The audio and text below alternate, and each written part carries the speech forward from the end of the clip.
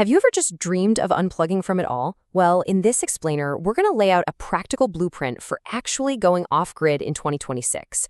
We're talking the big stuff, power, water, and the long-term planning to see what it really takes to build that self-sufficient life. So let's dive right in.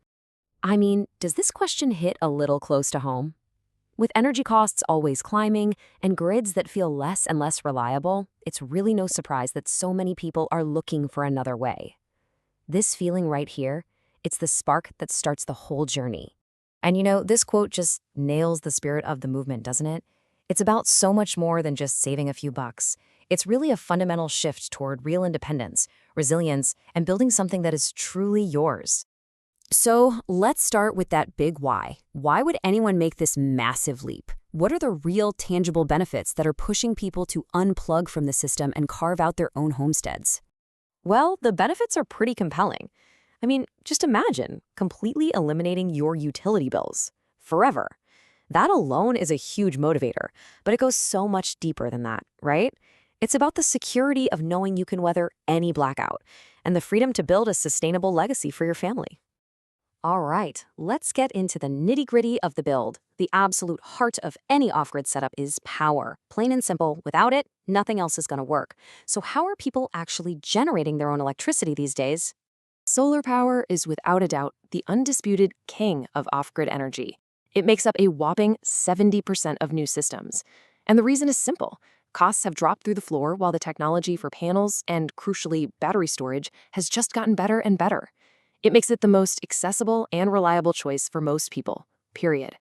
This table really helps break down what might work best for you, depending on your land. Solar is the no-brainer in sunny places like Texas or California. But what if you're not? Well, wind turbines can be a fantastic option, especially because they work at night and through the winter.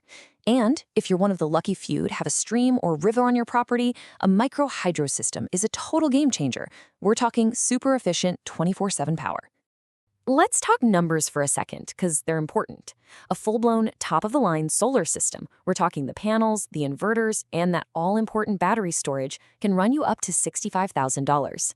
Yeah, it's a big upfront investment. But you have to remember, this is the cost that lets you say goodbye to those monthly utility bills for good.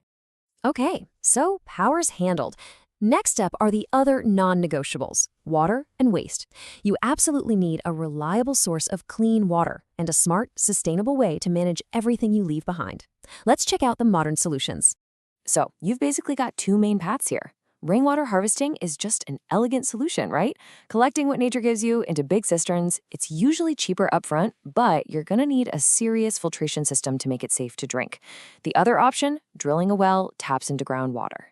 It can be more consistent, but it's a bigger initial hit to the wallet, and you absolutely have to get that water tested. And this is where modern homesteads get really, really clever with waste.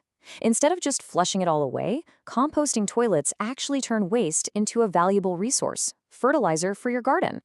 And gray water systems are just as smart, taking the water from your sinks and showers and reusing it for irrigation.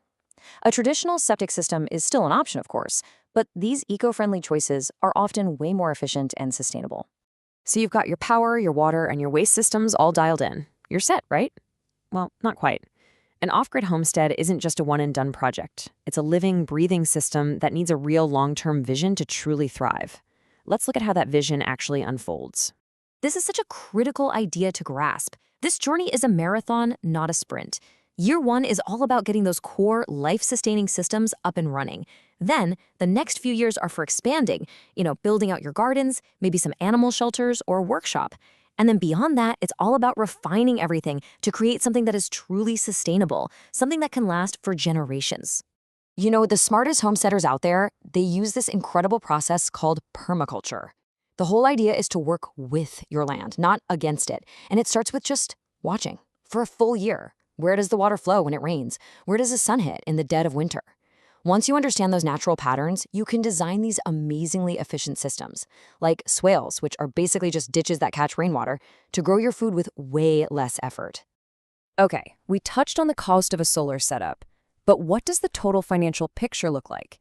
This is where the dream meets the balance sheet. So let's break down the full investment. This chart tells such a crucial story. Look, the upfront investment for going off-grid is steep. There's just no way around that. But then, look at the ongoing costs. They're tiny, mostly just for maintenance. When you put that up against the thousands you'd be spending on utilities year after year after year, the long-term logic becomes crystal clear. You are trading endless monthly payments for a one-time investment in your own freedom.